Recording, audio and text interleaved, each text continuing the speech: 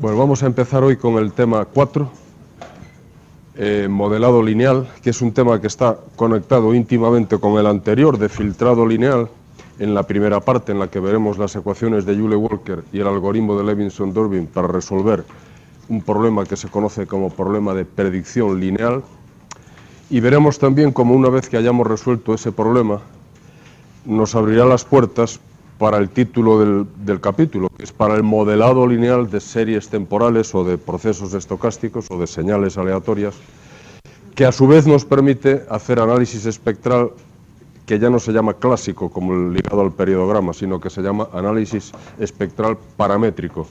Bueno, por tanto, ahí debía decir estimación por métodos paramétricos, pero ya se ve que se ha deslizado un corta-pega, ¿no?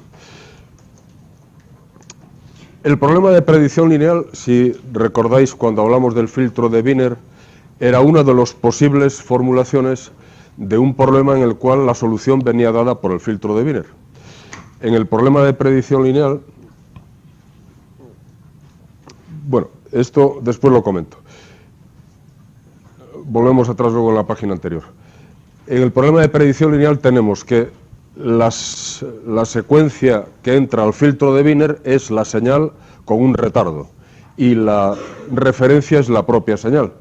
Entonces, lo que se busca es que el filtro minimice el error que viene siendo la predicción que yo puedo hacer acerca de cuánto va a tomar de valor la señal x de n en el instante n y el verdadero valor de la señal en el instante n. Por eso, el error en este caso hace todo referencia a la señal x de n. No es como en otro caso que había una d por un lado, una u. Aquí no hace falta d y u, porque la d y la u es la misma. La referencia de dn es x de n. La u de n es x de n menos 1. Por tanto, toda la formulación de este problema está ligada exclusivamente a la señal x de n. Y el error en este caso sería tan simple como decir que es la señal menos la predicción que hacemos acerca de la señal. Llamamos predicción porque está basada en las m muestras anteriores y hago una cierta combinación lineal de esas muestras y trato de acercarme al valor de la señal en el instante n. Lógicamente, eso es lo que llamamos predicción, ¿no? ¿Qué puede usted predecir acerca de la señal en el instante n? Pues el sumatorio de x de k por x de n menos k. ¿Y cómo de buena es la predicción? Pues vamos a medirla, ¿no? Hacemos la resta y eso es el error. Y después trataremos de que el error sea mínimo. Por tanto, parecería, ¿y para qué estudiar este problema de manera específica si es un problema de Wiener? Y ya lo hemos hecho, ¿no? Ya hemos estudiado el filtro de Wiener. ¿Por qué repetir? Hay dos razones importantes para repetir. La primera, y ahora sí me vais a permitir que vuelva atrás, la primera es porque si nosotros resolvemos el problema de predicción lineal, veremos más tarde, al final del capítulo, que habremos dado un paso de gigante para resolver el problema de cómo hacer para dar un modelo de generación de una señal x de n. Fijaos ahí, lo que trataríamos sería de que una cierta señal x de n, que es la señal que nosotros tratamos de estudiar, pudiésemos representarla como la salida de un filtro de todo polos donde la entrada fuese ruido blanco. Ese problema veremos después que es exactamente el problema de predicción lineal. Se puede leer así, el problema de así se lee como modelado lineal. Tal como lo formulamos anteriormente, es predicción lineal, pero es exactamente lo mismo. Veremos que da igual resolver uno que resolver el otro, son el mismo problema. ¿Qué es lo que pasaría si yo consiguiese modelar una señal como ruido blanco que pasa a través de un filtro de todo polos? Como decimos ahí en el ejemplo, para la voz que estuvimos viendo en el laboratorio anteriormente con los grupos que ya habéis hecho la práctica, la generación de la señal de voz se puede ver como bien sea un tren de impulsos si las cuerdas vocales actúan o bien sea ruido blanco si las cuerdas vocales no actúan, que pasa por un filtro que es nuestro cuerpo, el tracto vocal, y ese filtro tiene unas ciertas resonancias y esas resonancias son los polos del filtro. En el momento en que yo fuese capaz de identificar los polos del filtro, evidentemente para cada persona en particular, es más, para cada persona y para cada instante de tiempo en la que esa persona está hablando, porque al hablar también modificamos la posición de la boca, se mueven muchas cosas, la señal con el tiempo va cambiando sus características espectrales. En todo caso, si durante un tiempo corto, en el que yo supongo que la señal es estacionaria, 20, 30 milisegundos, yo soy capaz de capturar el espectro de la señal, soy capaz, por tanto, de modelar la señal, a lo mejor podría utilizar esta información para, en vez de transmitir la señal, transmitir el modelo. Veremos al final del capítulo cómo esto lo podemos hacer y se convierte en una herramienta de compresión de voz que se conoce como vocoder LPC y que puede transmitir la voz humana incluso hasta 2,4 kilobits por segundo, que son muy pocos. Pero es una forma inteligente de ahorrar bits. No se trata de quitarle bits a todas las muestras, sino de hacer un modelo para la señal. En vez de enviar la señal, se envía el modelo, y el modelo ocupa menos que la señal. Por lo tanto, somos capaces de comprimirlo. Y luego le toca al receptor volver a reconstruir la señal. A partir del modelo, lo que tendrá que hacer, ya lo veremos después más adelante, es generar los impulsos que habían salido de las cuerdas vocales, o generar simplemente una secuencia de ruido blanco, hacerla pasar por el filtro de todo polos, que es lo que le vamos a transmitir, y sale algo que se parece mucho a la voz. No nos suena como la voz humana, pero si el propósito es entenderse, es suficiente. Y si hay aplicaciones en las cuales tuviésemos pocos bits por segundo para transmitir, eso sería un buen esquema de transmisión. Bueno, esta es una de las razones, el modelar la señal. Decía, ¿para qué estudiar este problema si ya lo hemos analizado con el filtro de Wiener?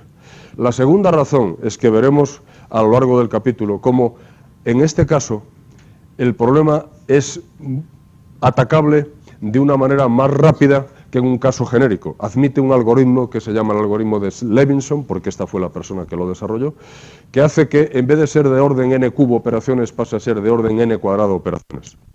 Y es muy simple, es un algoritmo recursivo, lo veremos en el capítulo, lo veremos después en el laboratorio, es muy simple de programar y nos permite resolver el problema de predicción lineal. Es decir, nos permite resolver un problema particular de Wiener, que es el de predicción lineal, con mucha más agilidad que el problema genérico de Wiener. Por eso lo estudiamos como un caso particular. Además de eso, y como colateralmente, veremos también que al estudiar la predicción lineal vamos a poder entender un poco mejor un tipo de filtros que se llaman filtros en celosía, que no sé si habéis visto alguna vez antes de llegar a este curso, pero que son filtros que no se implementan como cascada de los tipos habituales de filtros, sino que ya, como veremos más tarde, hay como dos filtros combinados, una señal viaja por la parte superior, otra por la inferior, y se va cruzando la información de la una a la otra, ¿no? Este tipo de filtros tiene ciertas propiedades. Lo veréis también en los capítulos siguientes cuando analicéis qué pasa cuando tenemos precisión finita y tenemos un filtro en celosía. Veréis que es muy interesante la utilización de la celosía y veréis cómo al estudiar la predicción lineal hay un encaje perfecto entre el filtrado en celosía y el problema de predicción lineal. Digo todo esto como introducción, porque hay que motivar este problema suficientemente, porque es un problema difícil, y porque esto no es un asunto trivial. A partir de ahora, yo comento todos los años, esto es como en el ciclismo cuando empiezas el puerto de montaña de verdad. Este es el puerto de montaña. Vamos a empezar poco a poco, pero en algún momento las pendientes van a ser del 8, del 9 y del 10% como las que pasan los ciclistas. Bueno, en ese caso, cuando lleguemos a la parte más difícil, yo lo que espero siempre con este tema es que nadie se desconecte. Si en algún momento perdéis, la matemática os hace perder un poco la visión del problema, no pasa nada. Tratad de reenganchar un poco más tarde, porque lo más interesante es ver conjuntamente la solución que se va a aportar. No es imprescindible entender absolutamente todos los pasos. Yo voy a intentar que lo entendáis todo, pero si no se consigue entender absolutamente todo, tampoco pasa nada.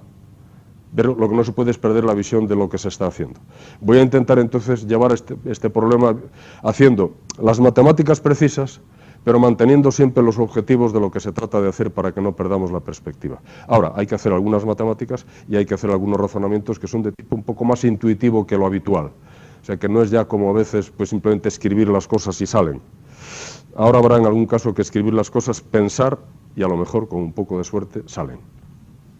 Vamos a empezar a formular primero el problema, poco a poco, esto como una cebolla, la primera capa, la segunda, la tercera, vamos a hacerlo de manera que nos podamos ir siguiendo todos los pasos de cómo se resuelve la predicción lineal. Primero, sentemos los conceptos que ya habíamos empezado antes.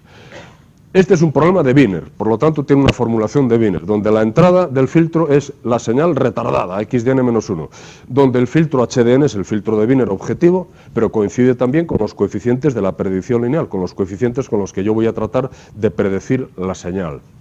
La señal de referencia, como antes indicamos, la DDN para nuestro problema es xdn, es la propia señal. Y lo que medimos, el error que medimos es... fijaos que estamos haciendo predicción hacia adelante, ¿no? Todavía no hay nada que lo indique ahí, pero estoy prediciendo desde atrás hacia adelante, siguiendo la flecha natural del tiempo, ¿no? Tomando las muestras anteriores, yo estoy tratando de dar un valor para xdn, un estimador para xdn, si queréis verlo así. ¿Cuál es el estimador para xdn? Pues es el sumatorio de h de k por xdn menos k, donde k varía desde 1 hasta m, siendo m la longitud de nuestro filtro, ¿no? de predicción. Y el error pues es restar simplemente la predicción de la señal. Así formulado, pues inmediatamente podemos plantear cuáles son las ecuaciones que habíamos hecho en el filtrado de Wiener, las ecuaciones de Wiener-Hopf.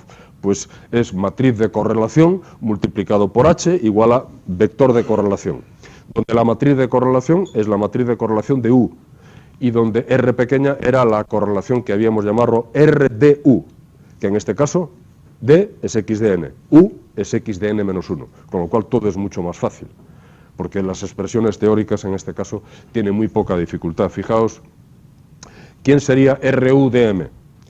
Sería la esperanza matemática de U de n por U de n menos m, pero como U es xdn menos 1, me queda esperanza matemática de xdn menos 1, por x de n menos 1 menos m, pero eso es lo mismo que decir R de m. La correlación, la función de autocorrelación del proceso xdn es la misma que la del proceso xdn menos 1, y es la misma que la del proceso xdn menos o más cualquier retardo. Todas esas señales retardadas tienen la misma función de autocorrelación. Por eso RU es igual a Rx. Ya le vamos a quitar el subíndice, R, porque no tenemos ninguna ambigüedad. R ahora va a ser dos cosas, o bien una matriz, cuando sea una matriz, y lo vamos a ver por el contexto, o bien la función de autocorrelación de la señal x de n, que como coincide con la función de autocorrelación de la señal x de n-1, pues es igual a la función de correlación RUU de m que nos pide las ecuaciones de Wiener-Hopf. ¿Y quién sería la correlación cruzada entre la referencia y la señal de entrada al filtro? La tenemos ahí escrita. R de U de M sería esperanza matemática de D de N, pero D es X, por lo tanto es X de N, por U de N menos 1, perdón, U de N menos M, pero como U es igual a X de N menos 1, me queda entonces X de N menos 1 menos M. Y simplemente lo que tenemos es la correlación de X en el punto M más 1. Basta con restar los índices. Así que la función de autocorrelación del proceso, y por tanto la matriz de correlación del proceso está basada en las correlaciones de la señal xdn. Y el vector R de U también está basado en las correlaciones de la señal xdn, solo que empieza a partir de R de 1, ¿no? Porque cuando queramos hacer R de U de 0, me va a salir R de 1. Cuando queramos hacer R de U de 1, saldrá R de 2. O sea, empieza a partir de R de 1. En forma matricial tenemos esto. No es más que escribir la ecuación que teníamos hasta ahí, ¿no? Fijaos que ahora ya no tenemos ahí a la derecha ninguna R de U, ya todos son R's, ya todo es la correlación de xdn. Tenemos M filas que representan la correlación, una matriz Teplitz de nuevo, que representa la correlación de xdn, y al final tenemos las correlaciones también, solo que numeradas desde 1 hasta M. Y fijaos que aquí tenemos no un filtro de orden M, sino propiamente un filtro de orden M-1, ¿verdad? Porque tenemos M coeficientes. O sea que el orden del filtro es M-1, el número de coeficientes es M. La razón está en que en el error aparece X de N menos un sumatorio desde K igual a 1 hasta K igual a M mayúscula. Claro, aquí tengo M coeficientes. Lo que pasa es que si luego tengo en cuenta el coeficiente que afecta a X de N, puedo construir el filtro de otra manera, que es lo que vamos a hacer en la página siguiente. Por ahora, fijaos que en esa expresión, en esas ecuaciones que tenemos de Wiener-Hopf para este problema, la matriz que habíamos utilizado en el filtro de Wiener ha perdido su última fila y su última columna. porque tenemos un orden menos, ¿no? En el anterior teníamos m más 1, ahora tenemos m. Hemos perdido la última fila y hemos perdido la última columna, porque en la versión anterior que teníamos del filtro de Wiener, la primera fila iba desde R de 0 hasta R de m. Aquí va hasta R de m menos 1. Entonces se perdió la última columna, ¿no? Y abajo de todo, la última fila empezaba en R de m menos 1, pero aquí empieza en R de m menos 1, por lo tanto se ha perdido la última fila y la última columna. Pero grosso modo es exactamente lo mismo que teníamos anteriormente, ¿no?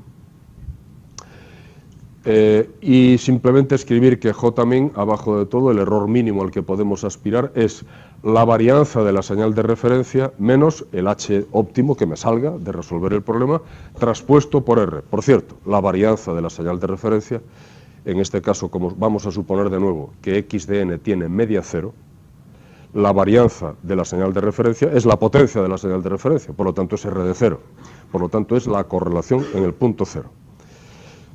Hasta aquí no hemos hecho nada, estamos preparando los materiales para empezar a trabajar ahora el problema de predicción lineal. Lo que vamos a hacer para resolver este problema de manera elegante es cambiar del filtro de predicción al filtro de error de predicción, que es un filtro diferente del de predicción. El filtro de predicción sería simplemente el sumatorio de x de k por x de n menos k, variando en k desde 1 hasta m. Por eso nos faltaba un coeficiente, que es el coeficiente de x de n, porque obviamente x de n no puede participar en la predicción, porque si no sería obvio, ¿no? La predicción sería x de n. Ahora, si lo formulamos como filtro de error de predicción, fijaos que entre la primera caja, ¿no?, y la segunda caja están diciendo lo mismo, solo que ahora vemos más claramente que la señal de referencia, que es x de n, pues la podríamos sacar como una rama que sube y luego finalmente va al sumador. X de n lo podíamos pasar por un retardo, z a la menos 1, y ya tenemos entonces x de n menos 1, que es nuestra entrada para el filtro de Wiener, ¿verdad? O sea que las dos son equivalentes. E de n es el mismo E de n en un lado que en otro. ¿Estamos de acuerdo? Es lo mismo, es escribir el filtro de manera que se entienda con más claridad qué es lo que le hemos hecho a x de n. Primero, por arriba viaja sin más para ser la señal de referencia, y por abajo tiene simplemente un retardo para convertirse en la entrada del filtro de Wiener. Pero esto nos va a permitir ahora definir un filtro que ya no es el filtro de predicción, sino el filtro de error de predicción. Porque fijaos que la salida ahora del filtro que está en la segunda caja, la entrada ya no es x de n menos 1, la entrada es x de n. Ahora vemos un filtro cuya entrada es x de n, ¿está? Por lo tanto ya no va a tener m coeficientes, va a tener m más 1 coeficientes. Va a volver a ser un filtro de orden m, donde entra también el coeficiente de x de n. Esto es un pequeño artificio, en realidad hemos escrito lo mismo que antes, pero ahora vemos que se puede escribir como la señal u de n pasando por el filtro, y eso es un filtro de orden m-1, y la señal que entra es x de n-1, o lo podemos ver como un filtro de orden m en el que la entrada es x de n. A ese filtro le voy a llamar a sub m de z. ¿Por qué necesidad de utilizar subíndices? Porque más adelante voy a tener que razonar para ver el algoritmo de Levinson qué es lo que pasa cuando estoy en la etapa con m coeficientes y qué es lo que pasa cuando estoy en la etapa con m más 1 coeficientes. Cómo soy capaz de transitar de la una a la otra. Y para poder razonar de esa forma yo tengo que empezar a utilizar subíndices. A sub m significa que es el filtro de error de predicción con m más 1 coeficientes en total. M coeficientes afectan a la predicción y el otro coeficiente es el que va con x de n, que ya sabemos cuánto es 1. El coeficiente de x de n siempre va a ser 1. Y los demás coeficientes son los que afectan a la predicción. Insisto, de nuevo, todavía no hemos hecho nada, pero estamos empezando a reescribir el problema de otra forma. Incidentalmente, ya os podéis dar cuenta de que si formulamos el problema así y le damos la vuelta a ese filtro, hacemos pasar E de n viajando en dirección opuesta, ¿cómo habría que poner el filtro a su m de z para que me generase x de n? Habría que ponerlo como 1 partido por a su m de z, ¿no? El filtro inverso. Si hago pasar las E de n de vuelta con el filtro inverso, me generaría x de n, ¿no? Si yo supiese exactamente quién es E de n, yo podría regenerar x de n, bastaría con pasarlo por el filtro inverso. Pero fijaos que eso es lo que antes dijimos que era el problema de modelado lineal. el problema de modelado lineal era pasar una cierta entrada por un filtro de todos polos. Como aquí en este caso A sub m de z es un filtro con un número finito de coeficientes, es un filtro de todo ceros, luego su inverso es un filtro de todo polos. Luego fijaos cómo aquí ya tengo los preparativos de lo que luego va a ser el modelado lineal. Mi único problema será garantizar que E sub n tenga una cierta característica espectral, porque en el modelado lineal necesitamos que la entrada sea ruido blanco. Entonces habrá que aspirar con la predicción lineal a que E de n sea un error, si no blanco, lo más parecido a ruido blanco. Cuando hayamos conseguido que el error sea prácticamente ruido blanco, es cuando podemos haber dicho, ahora hemos terminado con la predicción lineal y ya puedo utilizar esto para hacer modelado lineal. Insisto en que de vez en cuando voy a recordar cuál es el marco en el que estamos trabajando para no perdernos solamente en las matemáticas, ¿no? Pero ahora vamos a trabajar un poquito con A sub m de z. Ahora tenemos un filtro que tiene m más 1 coeficientes, pero ¿cómo lo relacionamos con el filtro de Wiener anterior? Es muy simple. El primer coeficiente es 1, no estaban en el filtro de Wiener. Los coeficientes del filtro de Wiener antes estaban como sumatorio de h de k por x de n menos k, pero había un signo menos, ¿verdad? Era x de n menos ese sumatorio. Bueno, pues simplemente lo que hemos hecho es que A sub 1 es menos H1, A sub 2 es menos H2 y A sub m es menos HM. Vale. Entonces, lo único que hemos hecho hasta ahora es aprovechar los coeficientes del filtro de Wiener y simplemente cambiándoles el signo ya tenemos los coeficientes del filtro de predicción lineal. Hasta ahí todavía no hemos hecho ninguna operación que justifique todavía todo este desarrollo, ¿no? Después vamos a darle nombre también a x de m, indicando que va a ser el vector de datos. Bueno, el vector de datos no, el vector completo de x, porque no todos son datos. En este caso, el objetivo es x de n y los datos son todos los demás, ¿no? Y vamos a meterlo todo en un vector que se va a ir moviendo muestra a muestra, y de nuevo le tengo que poner el subíndice m mayúscula porque estoy diciendo que está x de n y sus m retardos siguientes, ¿no? Por eso es x sub m con barra. Ese vector es el que va a formar parte ahora de las operaciones que hagamos primero, ¿quién es el error? El error es sumatorio de A sub k por x de n menos k, donde, no nos olvidemos, A sub 0 vale 1. Aunque tiene que ir en la expresión, el coeficiente A sub 0 vale 1, porque el coeficiente de x de n es 1. Así que A sub 0 vale 1. Y ya me sirve la expresión sumatorio de A sub k por x de n menos k. ¿Cómo puedo escribir eso? Como un producto de vectores. ¿Cuáles son los vectores? Bueno, pues el vector A sub m, que es el vector que tenemos a la izquierda en aquella igualdad entre el vector A y el vector H, y el vector xm que acabamos de escribir ahora. Uno de ellos tiene que ir traspuesto, bueno, pues escribimos o bien x traspuesta m por A sub m, o bien A traspuesta m por xm. Eso es la convolución, pero escrita en forma vectorial, ¿no? Y finalmente voy a poner un superíndice. Y a esto me veo obligado porque estoy diciendo que hago predicción hacia adelante. Y el algoritmo de Levinson-Dörbing necesita que en algún momento hagamos predicción hacia atrás, cosa que también se puede hacer siempre y cuando uno no esté en tiempo real, ¿no? En tiempo real no se puede hacer predicción hacia atrás, ¿no? Pero si tengo un registro de una cierta señal, yo puedo predecir hacia adelante y hacia atrás y como me dé la gana. Entonces, como voy a utilizar más adelante la predicción hacia atrás para resolver el problema de predicción lineal, tengo que ponerle a uno hacia adelante y a otro hacia atrás. He conservado aquí la notación F por el inglés de follower, porque es lo que habitualmente está en los libros y si empezamos a cambiar la notación después nos hacemos un lío, ¿no? Así que ahora para nosotros E super F sub m, y no lo voy a decir más así, diré E sub m y ya entendemos en el contexto si es hacia adelante o hacia atrás, ¿no? Es el error de predicción hacia adelante cuando utilizo m muestras pasadas de la señal para predecir la señal. Vamos a hacer las primeras cuentas ahora. Recordemos que la predicción lineal es un problema, una instancia del filtro de Wiener. Por lo tanto, en el filtro de Wiener, ¿qué es lo que tenemos que conseguir para hacer que el filtro sea óptimo? Tenemos que conseguir que el error sea ortogonal a los datos. Ya no tenemos por qué andar a derivar, igualar a cero. Ya vamos a recordar que siempre el resultado que conduce al filtro óptimo es hacer que el error sea ortogonal a los datos. Por lo tanto, uno tiene que saber cuáles son los datos del problema y cuál es el error. El error, lo hemos dicho antes, es el E sub m, ¿no? En este caso hacia adelante. ¿Y cuáles son los datos? Los datos del problema son x de n menos 1, x de n menos 2 hasta x de n menos m. X de n no es un dato.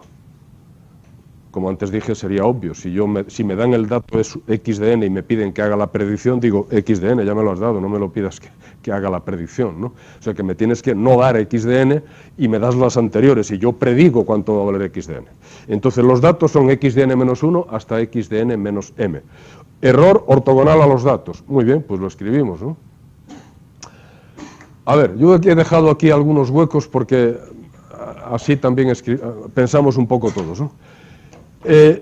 Tenemos que hacer la esperanza matemática de su m de n por x de n menos m. Y me va a dar aquella expresión de allá. ¿Qué es lo que habría que poner en medio? ¿Cuál es el paso intermedio que hay que escribir ahí para que me dé aquello al final? Simplemente escribís quién es su f de m. Está arriba, ¿no? Es el sumatorio de a sub k por x de n menos k. Lo ponéis y ya os dais cuenta de que os sale pues un sumatorio donde las a sub k son constantes y me va a quedar una esperanza matemática de 2 retardos de x de n y lo hacéis y veis que os da r de m menos k. Las operaciones matemáticas yo las voy a reducir al mínimo. Digamos que quedan ahí como ejercicio para que rellenéis. Escribís cuál es la expresión para e de m y calculáis la correlación. No es más que restar los índices y os va a dar sin ninguna dificultad que eso es el sumatorio de a sub k por r de m menos k, con k variando desde 0 hasta m. Eso es las ecuaciones, en este caso, para nuestro problema. Se conocen como las ecuaciones de Joule-Walker. Y ahora vamos a calcular cuál es la potencia del error de predicción. La vamos a calcular porque el algoritmo de Levinson-Durbin, que más adelante resuelve esas ecuaciones que se llaman de Joule-Walker, son dos autores, ¿no?, reconocidos en el ámbito de la estadística y del procesado de señal. Vamos a utilizar un algoritmo que se basa en calcular la potencia del error en el instante siguiente, en el orden siguiente del filtro, en base a la potencia del filtro anterior. Entonces, como vamos a utilizar la potencia como un dato importante en el algoritmo de Levinson, vamos a ver si somos capaces de calcular cuál es la potencia del error de predicción. La potencia del error de predicción, por definición, estamos hablando de señales reales, sería esperanza matemática de E sub m por E sub m. Si no, tendría que poner módulo al cuadrado, ¿verdad? Pero como estamos suponiendo señales reales, es la esperanza matemática del cuadrado del error. Esperanza matemática del cuadrado del error. Lo que he escrito a continuación es uno de los errores de escribirlo como su expresión. El segundo de ellos. El primero me queda igual, E sub m, y el segundo digo, ¿quién es E sub m? Pues es el sumatorio de a sub k por x de n menos k. De nuevo hay un hueco hasta que llegamos a la siguiente expresión. En ese hueco tenemos que pensar qué característica del problema ya sé que ocurre o he dicho que tiene que ocurrir que me ayuda a resolver esa expresión de la derecha, que en principio tendría que calcular m más 1 esperanzas matemáticas, ¿no? En principio tendría que calcular m más 1 esperanzas matemáticas ahí, porque tendría que hacer la esperanza de E sub m de n por todas esas muestras de x, ¿verdad? No da directamente un resultado tan simple como ese sumatorio, daría como un sumatorio mucho más grande. ¿Qué es lo que pasa ahí para que yo sea capaz de simplificar ese problema? Nos tenemos que fijar en que está multiplicado E sub m de n por un sumatorio que afecta a los retardos de x de n. Pero un poco más arriba hemos dicho que las ecuaciones de Joule-Walker salen de que el error tiene que ser ortogonal a los datos. Eso significa que la esperanza matemática del error por cualquier dato tiene que ser igual a 0. Eso es decir que son ortogonales. Entonces, ¿cuánto vale la esperanza matemática de E sub m de n por x de n menos 1? Vale 0, porque x de n menos 1 es un dato. ¿Cuánto vale la esperanza matemática de E sub m de n por x de n menos 2? Vale 0, porque x de n menos 2 es un dato. Y así, hasta llegar al final, hasta x de n menos m. Si multiplico el error por x de n menos m y calculo esperanza matemática, 0, porque son ortogonales. ¿Cuál es la única que no es igual a 0? De todo el sumatorio que hay ahí. ¿Cuál es el índice k para el cual ese producto no es igual a 0? K igual a 0, obviamente. El producto del error por la señal x de n. Eso no tengo ninguna garantía de lo que vale, porque yo no he dicho que vaya a ser ortogonal a la señal. Lo que he dicho es que va a ser ortogonal a los datos. Luego entonces ya vemos lo que tenemos que poner en ese intermedio, ¿no? De todo el sumatorio solo me queda x de n. Por tanto, ahí tendríamos esperanza matemática del error por x de n. Y recordad esto porque siempre va a ocurrir. Cada vez que tenga esperanza matemática del error al cuadrado, no es otra cosa que esperanza matemática del error por la señal. Porque lo demás es cero. Porque lo demás es cero. ¿Vale? Entonces ahora, si tenemos la esperanza matemática del error por la señal, volvamos a escribir el error con su fórmula, que es el sumatorio de a sub k por x de n menos k. Y ya me va a quedar la esperanza matemática de sumatorio de a sub k por x de n menos k por x de n. Bueno, ahora como siempre, la esperanza de un sumatorio es el sumatorio de las esperanzas. Y lo que sea constante sale fuera del operador esperanza matemática. Por tanto, me queda sumatorio de a sub k por esperanza matemática de x de n menos k por x de n, pero eso es justamente la correlación en el punto menos k. Y como son reales, me da igual que la correlación en el punto k. Por lo tanto, resulta que la potencia del error de predicción es una expresión en función de la correlación de la señal. Es el sumatorio de a sub k por r de k, donde no nos olvidemos que a sub 0 es igual a 1. Lo tengo que remarcar porque a sub 0 es el único que no hay que estimar ni calcular, vale 1. Porque es el coeficiente que afecta a x de n en la fórmula del error de predicción. En esta hoja hemos conseguido escribir las ecuaciones de Joule-Walker, que son las ecuaciones que van a gobernar el cálculo de los coeficientes de predicción lineal, y además de eso hemos dicho que la potencia de predicción se calcula como el sumatorio de a sub k por r de k. Ahora vamos a poner en un mismo sistema de ecuaciones las ecuaciones de Joule-Walker y tened en cuenta, las ecuaciones de Joule-Walker son m ecuaciones, ¿no? Porque eso es cierto para m desde 1 hasta m, por lo tanto son m ecuaciones. Y ahora tenemos una ecuación adicional, que es que sumatorio de a sub k por r de k es igual a la potencia de error de predicción. Entonces lo ponemos todo en un solo sistema de ecuaciones. Y el sistema de ecuaciones sería este. Fijaos, el sumatorio de a sub k por r de m menos k es igual a 0 para todos los m tales que 1 menor o igual que m menor o igual que m grande, porque el error tiene que ser ortogonal a los datos, ¿no? Pero por otra parte, el sumatorio de a sub k por r de m menos k, si k es igual a 0, acabamos de ver que es igual a la potencia de predicción. Entonces ahora escribimos nuestro sistema, recuperamos la primera fila, la última fila, recuperamos la última columna y volvemos a tener la matriz Teplitz que habíamos tenido en el problema de Wiener anterior. Está rellena completa, desde r de 0 hasta r de m y abajo también desde r de 0 hasta r de m. Solo que ahora estamos multiplicando por un vector donde el primer elemento no es una incógnita, es 1. Luego en el vector A solamente hay m incógnitas y un dato que es 1. En cambio en el vector independiente hay una incógnita, que es la potencia de predicción. Esta es una forma de escribir una ecuación un poco rara, ¿no? Porque normalmente las incógnitas van en el vector A. Pero es una forma visualmente y claramente nos presenta la matriz de correlación como una matriz Teplitz manejable. Entonces, para resolver este sistema, primero resolveríamos los coeficientes A, y una vez resueltos los coeficientes A, multiplicamos la primera fila por el vector que me sale y ya me sale la potencia de predicción. No hace falta resolverlo entero, primero resolvemos los coeficientes y al final ya nos sale la potencia de predicción. Pero veis que queda escrito en una formulación compacta. R por el vector A, donde el vector A, la primera componente, insisto, es siempre 1, no cambia. Y me da la potencia de R de predicción y el resto 0 como corresponde a la ortogonalidad. Esto es simplemente para que el que quiera, este ejercicio se puede hacer con lo que hemos visto hasta ahora. Fue uno de los que alguna vez pusimos en algún examen. Con lo que ya se ha visto hasta aquí, se podría realizar este ejercicio. Lo digo por si alguien en algún momento se pone a hacerlo, pues que sepa que ya se puede hacer con la información que hay hasta ahora. Bueno, ahora tenemos que hablar de la predicción regresiva. Este es el punto clave. Si conseguís entender lo que vamos a hacer ahora, el resto yo creo que puede ser más o menos difícil, puede tener un poco más de matemática en algún momento, pero se va a entender. Si esta parte de aquí no la pillamos bien, entonces luego vamos a tener muchas dificultades. Entonces yo me voy a parar en esta hoja hasta que todo el mundo diga estoy conforme, ya entiendo.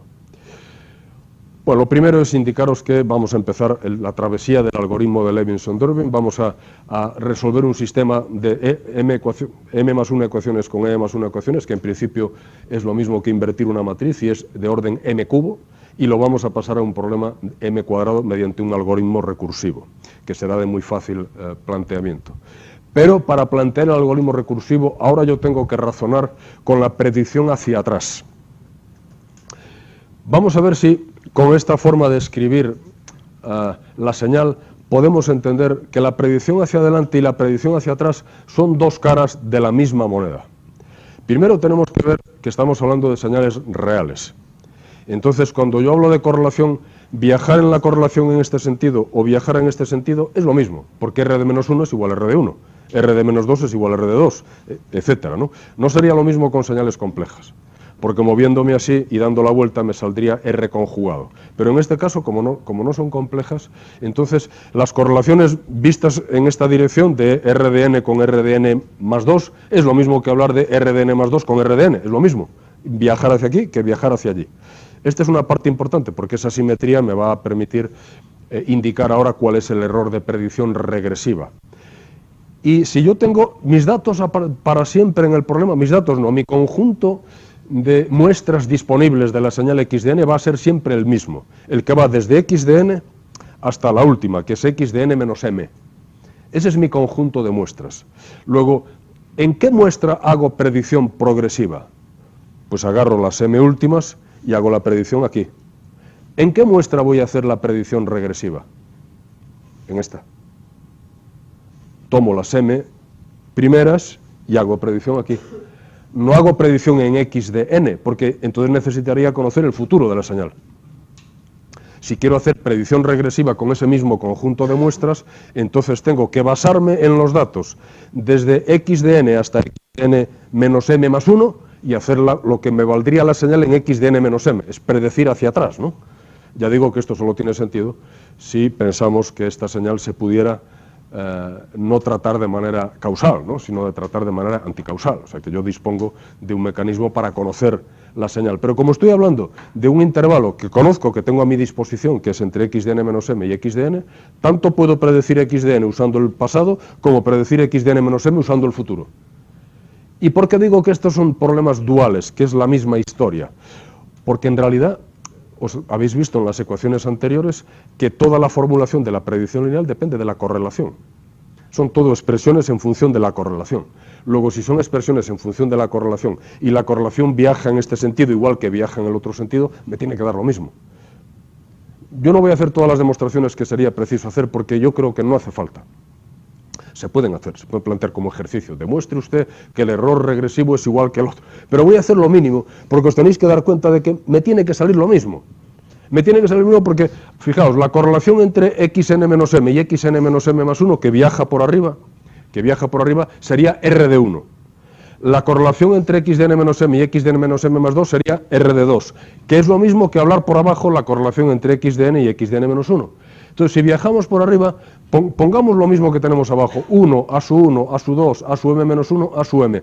¿Cómo estarían distribuidos esos coeficientes arriba? ¿El 1 dónde cae? En la predicción regresiva. Cae en x de n menos m, porque estoy haciendo la predicción en x de n menos m. Luego ahí me cae el 1. ¿Y cuál es el siguiente coeficiente? Tiene que ser a su 1.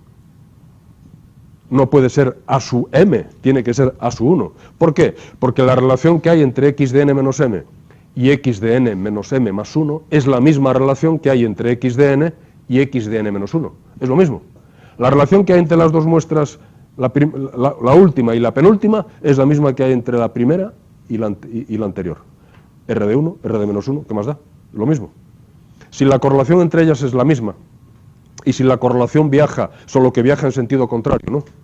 Viaja en sentido contrario, se cruzan, ¿no? En un caso los coeficientes van 1, a su 1, a su 2, perdón, en la predicción hacia adelante 1, a su 1, a su 2, a su 3, hasta su m, y en la predicción hacia atrás 1, a su 1, a su 2, a su 3, hasta su m. Probar esto matemáticamente no tiene ningún problema, pero hacerlo es un castigo, porque es volver a repetir el rollo. Y entonces vamos a terminar aburriéndonos. Entonces yo voy a suponer que me dais este beneficio de la duda de que os digo que es fácil probarlo. Es hacer lo mismo que hicimos en la hoja anterior, solo que para el error regresivo. Y veríais cómo los coeficientes de predicción tienen que salir exactamente los mismos, solo que dada la vuelta.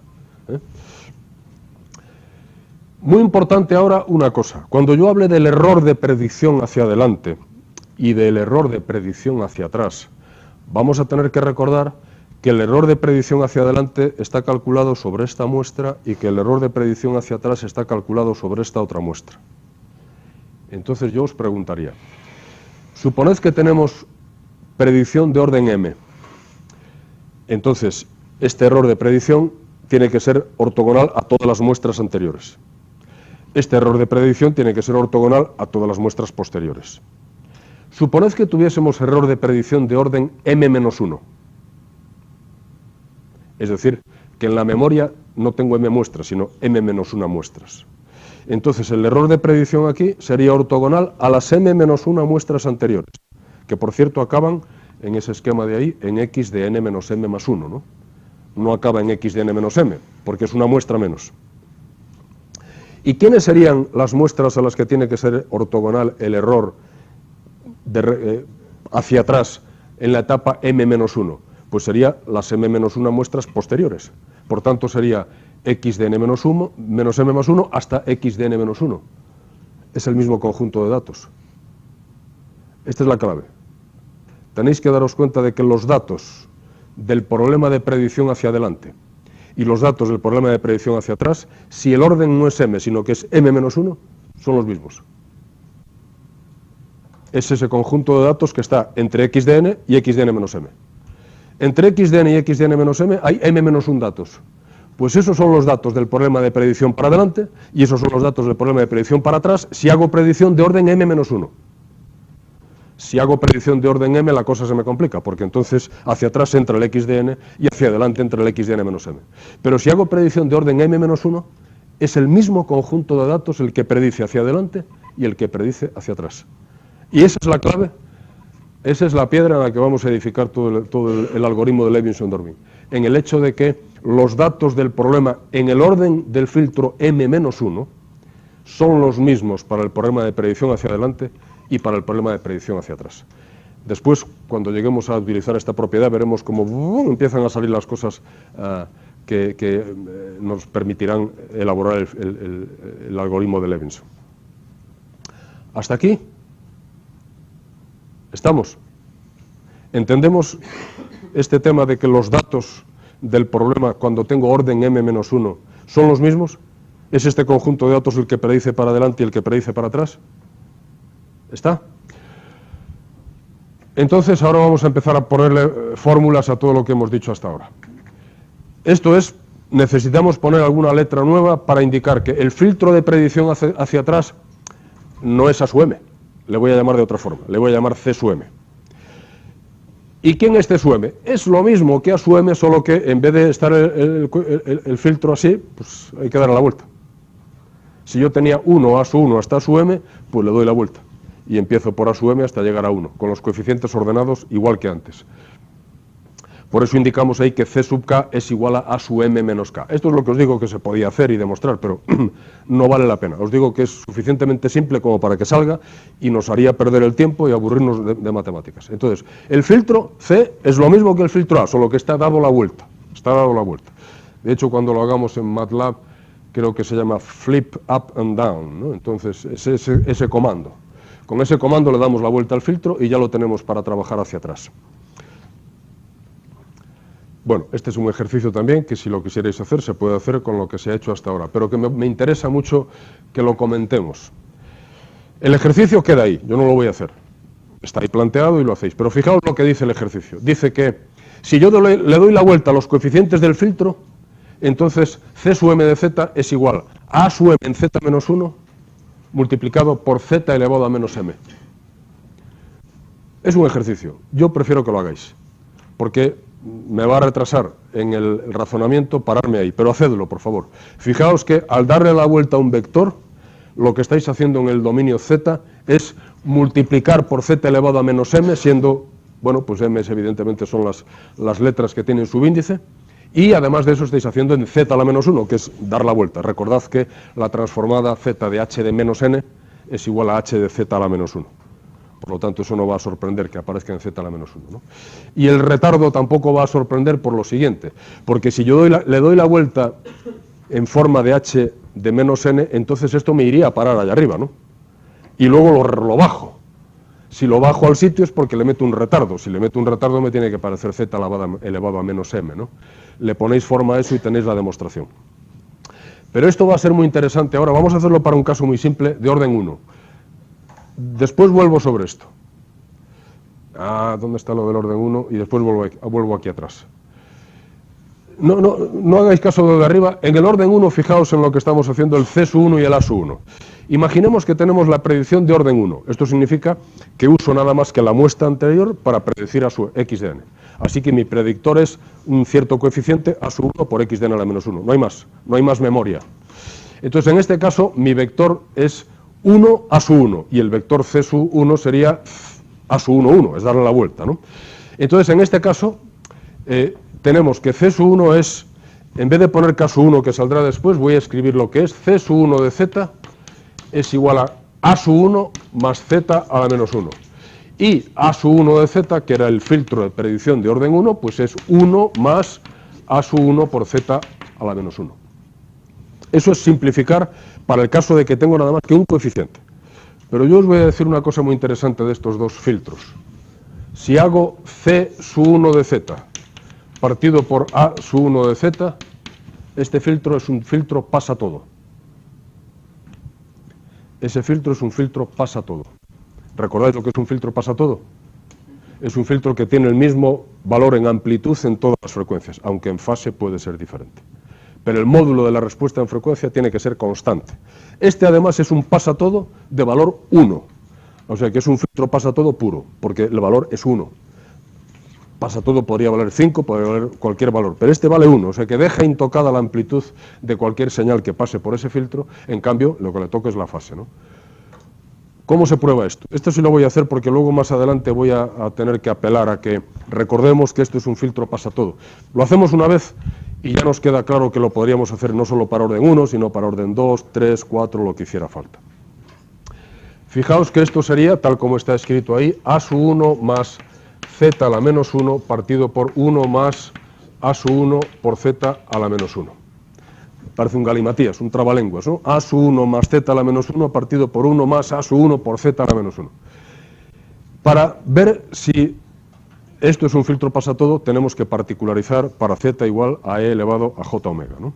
Entonces yo estaría interesado en ver qué es lo que pasa cuando tengo A1 más e elevado a menos j omega partido por 1 más A1 por e elevado a menos j omega. Y estamos indicando que esto tiene que tener módulo 1. Si tiene módulo 1 para todo omega, entonces estamos hablando de un filtro pasa todo. ¿Cómo probamos que eso tiene filtro módulo 1? Yo ya os había comentado hace algún tiempo que cuando trabajamos con números complejos y queremos buscar propiedades de este tipo, de módulo igual a algo, hay que conseguir que me salga un número y su conjugado. Porque la forma de operar con complejos simples es cuando me sale un complejo y su conjugado. Entonces necesito hacer una operación ahí muy simple para que en el numerador me salga el conjugado del denominador y si acaso sale algún factor por fuera. Y siempre se hace la misma operación. Como aquí tengo e elevado a menos j omega, yo podría decir que e elevado a menos j omega es igual a e elevado a menos j omega medios por e elevado a menos j omega medios. ¿Y si sacamos factor común e elevado a menos j omega medios? Vamos a sacar factor común e elevado a menos j omega medios en el numerador. ¿Qué me queda ahí? Puesto que A1 está multiplicado por 1, me va a quedar A1 por e elevado a más j omega medios, ¿no? A1 por e elevado a j omega medios.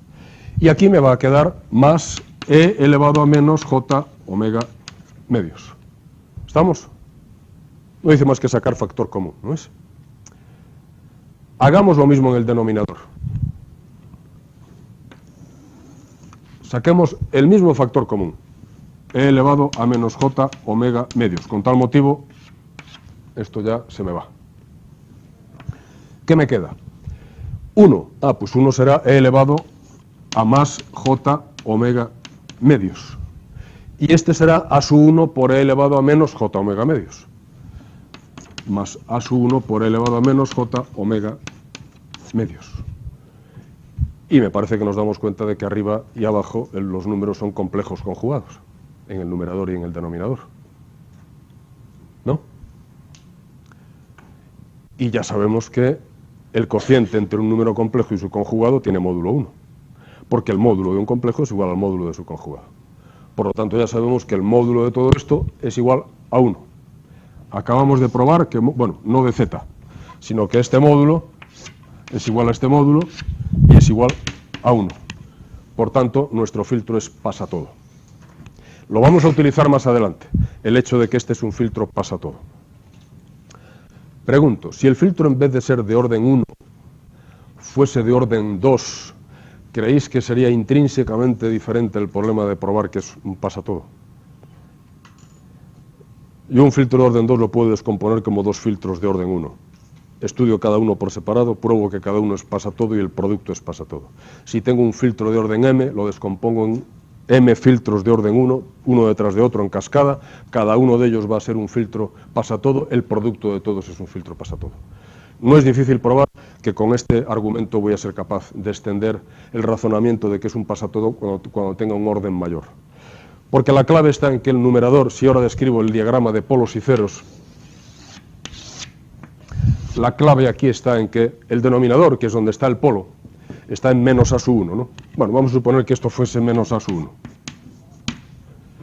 Pues el cero del numerador está en menos 1 partido por A sub 1, que es justamente cuando tenemos un filtro pasa todo, ¿no? Tenemos que tener un polo dentro del círculo y un cero reflejado fuera del círculo.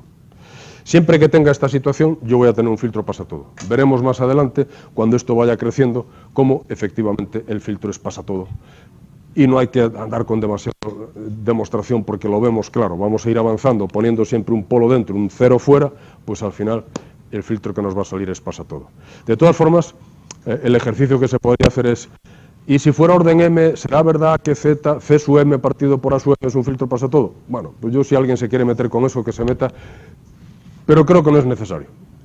Esta es una demostración que viendo esto, viendo que es simple, que no nos ofrece gran dificultad, pues aceptad que a partir de ahora siempre vamos a jugar con esta información de que cuando le doy la vuelta a un vector, lo que estoy haciendo es que el cociente entre ambos en z, en omega, me va a salir un filtro pasa todo.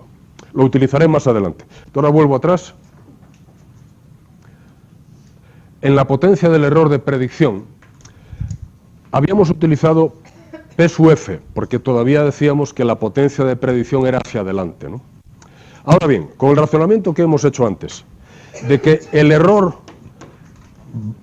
grosso modo, calcular hacia adelante y calcular hacia atrás es lo mismo, porque las correlaciones viajan de la misma forma, tanto hacia adelante como hacia atrás, solo que, como van en sentido contrario, pues ¿no? Estaba avanzando R1, R2 y esta viene por allí R1, R2, ¿no?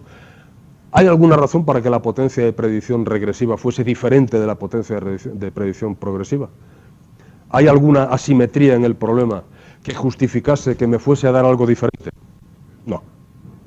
No. De todas formas, para no dejar ningún cabo suelto, vamos a probar que la potencia del error de predicción hacia atrás también coincide con la potencia del error de predicción hacia adelante.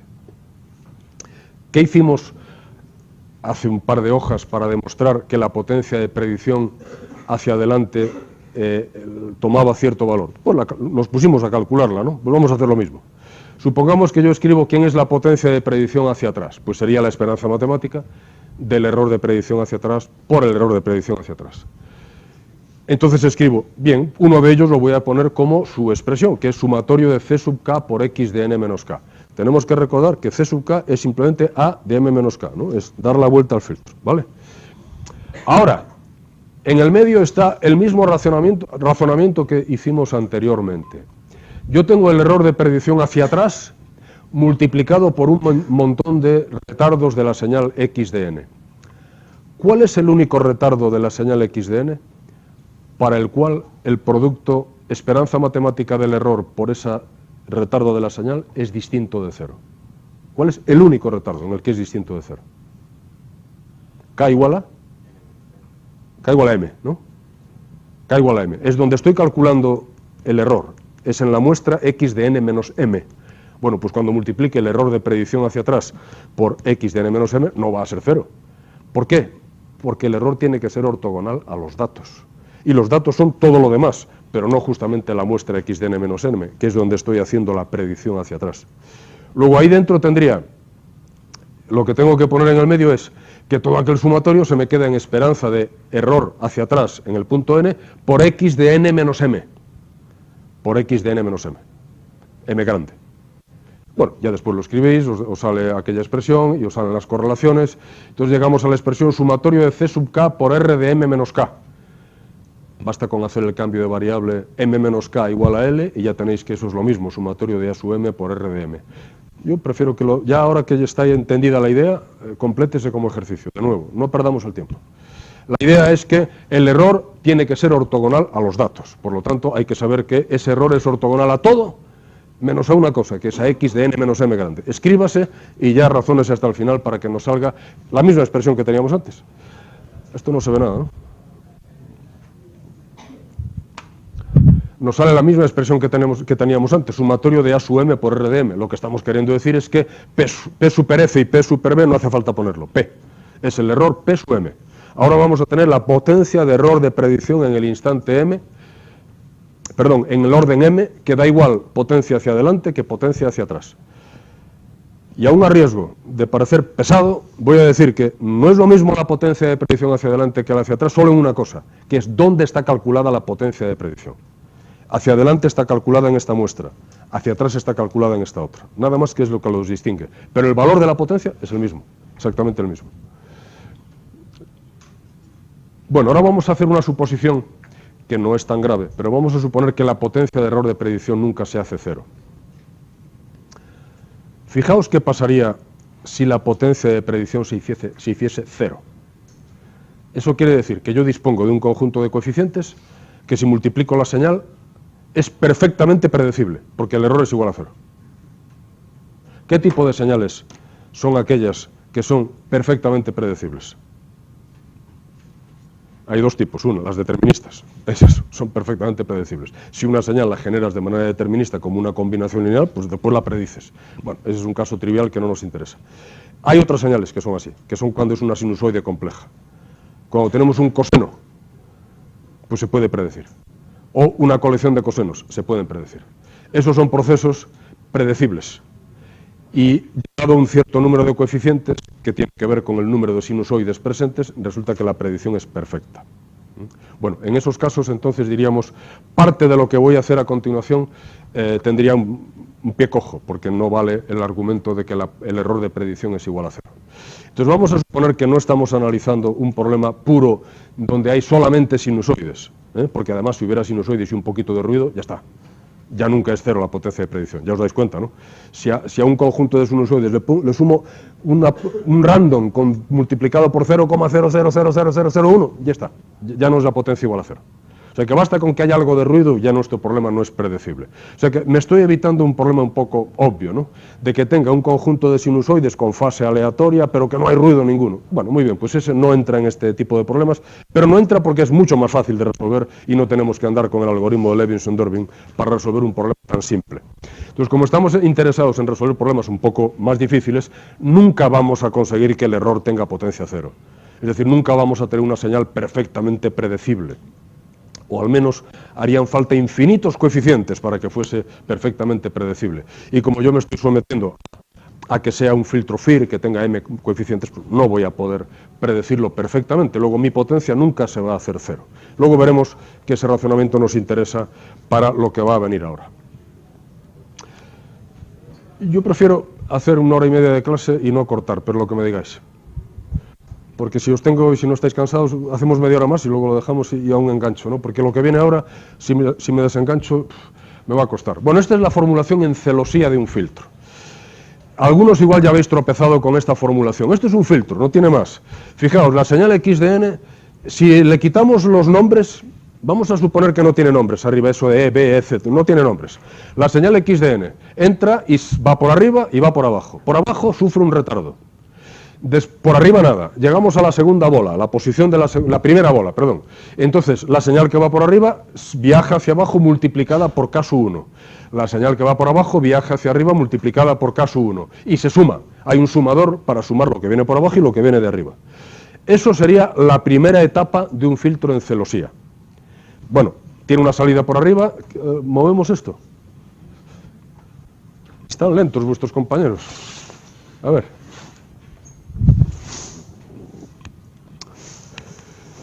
Entonces, con independencia de los nombres, todavía ya le ponemos nombres después, pero esta es una estructura e implementa un filtro. Bueno, de hecho implementa dos filtros, porque claro, podemos hablar de lo que viaja por arriba y lo que viaja por abajo. O sea, que está implementando dos filtros a la vez. ¿Cómo sería la siguiente etapa? Lo mismo. Por arriba no pasa nada hasta llegar a la siguiente bola. Por abajo tenemos un retardo. Después de las dos bolas, multiplicamos hacia arriba por K sub 1, multiplicamos por K sub 2, multiplicamos por K sub 2 hacia abajo, sumamos, siguiente etapa. Sería igual, pero ahora en vez de K sub 2, K sub 3 y así en adelante. Entonces esto es como ir poniendo una etapa, dos etapas, tres etapas, cuatro etapas, poniendo siempre lo mismo, pero cambiándole el coeficiente. Y el hecho es que produce dos tipos de filtros diferentes. El filtro que va por arriba y el filtro que va por abajo.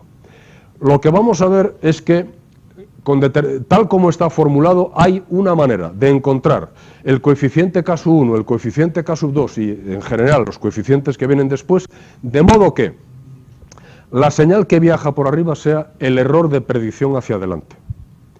La señal que viaja por abajo sea el error de predicción hacia atrás. Y, finalmente, si seguimos continuando así, esto me va sacando siempre por arriba el error de predicción hacia adelante y por abajo el error de predicción hacia atrás. Además, vamos a ser capaces de demostrar que el que viaja por arriba es de fase mínima. Significa, como es un filtro FIR, recordáis que tiene todos sus ceros dentro del círculo unidad. Por eso se llama de fase mínima. El error que viaja por abajo, que es el error de predicción hacia atrás, es de fase máxima. Tiene todos sus ceros fuera del círculo unidad. ¿En qué nos beneficia a nosotros el hecho de que el error que va por arriba sea de fase mínima? Decimos, tiene todos sus ceros dentro del círculo unidad. Luego, si yo tengo el error de predicción A de Z y hago 1 partido por A de Z, se convierte en un filtro estable, porque es de fase mínima. Los ceros pasan a ser polos, como están dentro del círculo unidad, resulta que tengo un filtro estable. Si lo que estoy es pretendiendo modelar la señal con el filtro 1 partido por A de Z, me conviene y muy mucho que el filtro sea estable, porque si no es estable, ese modelado no tiene ningún sentido.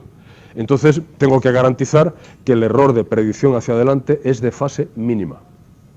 Bueno, ¿esto lo vamos a hacer cómo?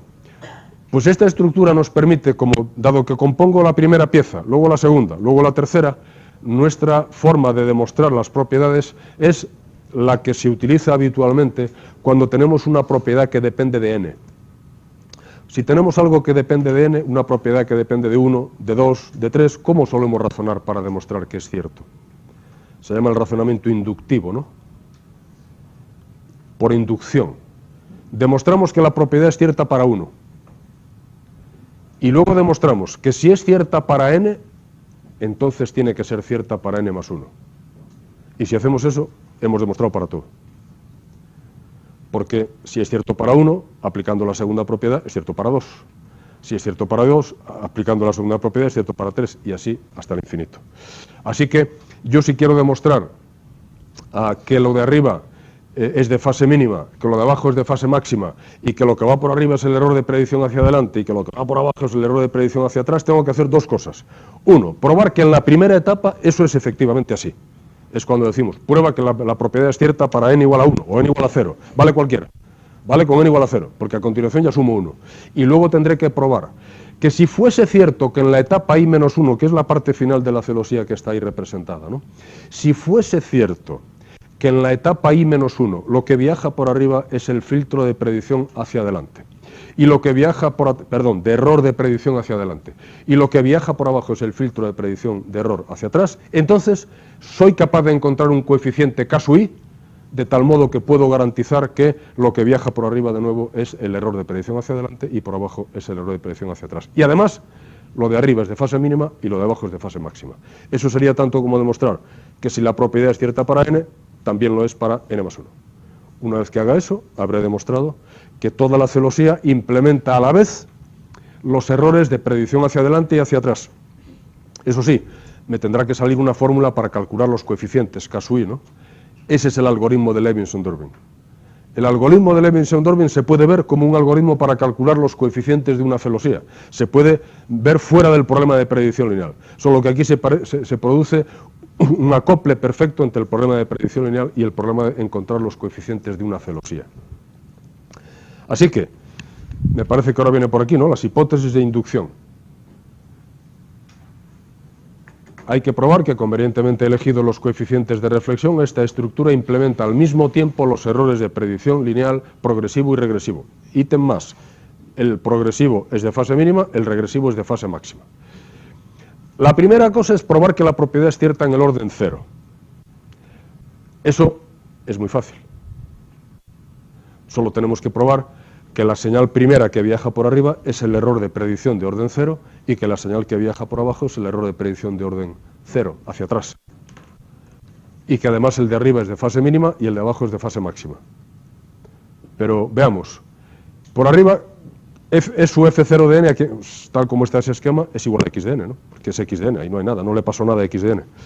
Luego lo que viaja por arriba es x de n. Yo puedo decir que n es el error de predicción de orden 0.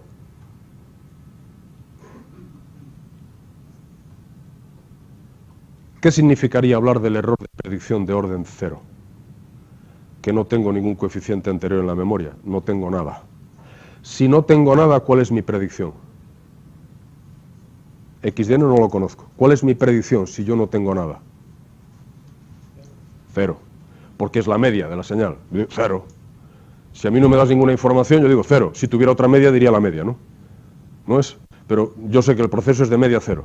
Me preguntan cuál es la predicción hacia adelante sin ninguna idea, 0. Por cierto, la predicción hacia atrás es la misma, 0. Y están calculadas en la misma muestra, porque en este caso x de n y x de n menos m es lo mismo, porque m vale 0. Luego entonces, en la etapa 0, el error de predicción hacia atrás coincide con x de n.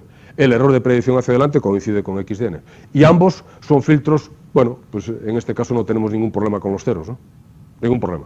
Los ceros están colocados, no hay ceros, ¿no? No tenemos ningún, es delta de n, sería no hay nada. El filtro de error de predicción es delta de n, porque entra x de n y el error es igual a x de n. Luego entonces aquí no tenemos ningún problema con la fase, ¿no? Luego vamos a comprobar, para hacerlo simple, que en la etapa 1 lo que va por arriba es de fase mínima y lo que va por abajo es de fase máxima, para ir apuntalando el resultado, ¿no? Pero ya tenemos probado que en el instante 0 no hay duda. Lo que viaja por arriba es el error de predicción hacia adelante. Lo que viaja por abajo es el error de predicción hacia atrás. Ahora vamos a hacer el caso 1 para que veamos cómo efectivamente, lo voy a poner todo y después rellenamos lo que nos falta por ahí. En el caso 1, bueno, lo que tenemos es particularizar, a ver un momento, porque la hoja anterior es vital de llevarla siempre, llevar las ecuaciones de la celosía. A ver, vamos a ver esas relaciones entre los errores. Todos tenemos que entender que esas ecuaciones que aparecen ahí entre los errores son el resultado del filtro. Esto es vital, no podemos tener dudas ahí. Fijaos en la primera ecuación que decimos, que SUI de n, que es la señal que sale arriba de todo el extremo superior derecha, es igual a, y fijaos lo que llega al sumador. ¿Qué es lo que le llega al sumador ese? Le llega el error hacia adelante en la etapa i-1, por lo tanto ahí está, FI-1 de n, y de abajo ¿qué le llega?